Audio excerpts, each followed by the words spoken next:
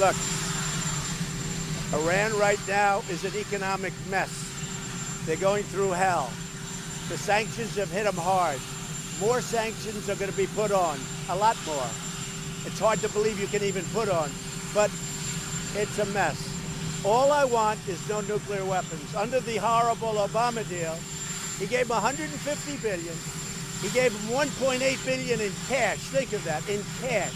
Many plane loads of cash. Gave him $1.8 billion in cash, and he got nothing.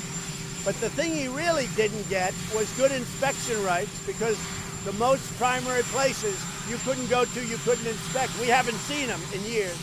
The other thing he didn't get is time, because in a very short number of years, they will legally be able to make a nuclear weapon. That's unacceptable. And remember this, the deal wasn't even ratified in Congress. It never got proper, in terms of treaty, it never got proper authorization from Congress.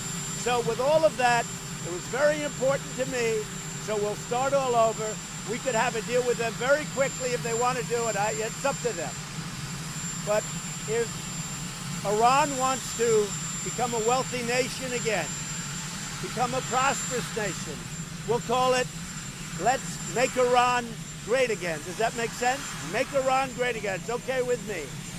But they're never going to do it if they think in 5 or 6 years they're going to have a nuclear weapon. I know too much about nuclear, a lot about nuclear, and let me just tell you, they're not going to have a nuclear weapon.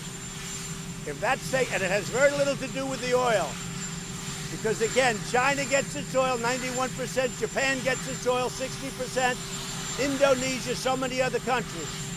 What it has to do with, very simply, is the fact is we're not going to have Iran have a nuclear weapon. And when they agree to that, they are going to have a wealthy country. They're going to be so happy, and I'm going to be their best friend. I hope that happens.